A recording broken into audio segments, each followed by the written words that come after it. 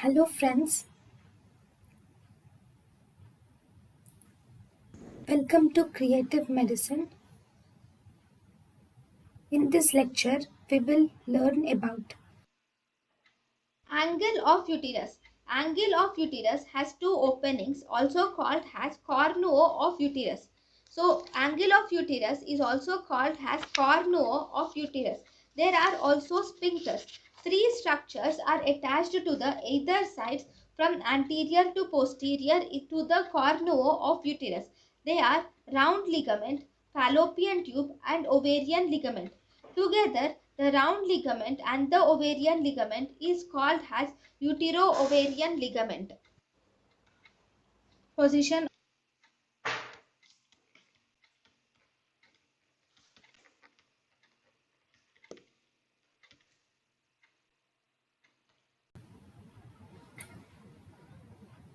thank you and thank you for watching.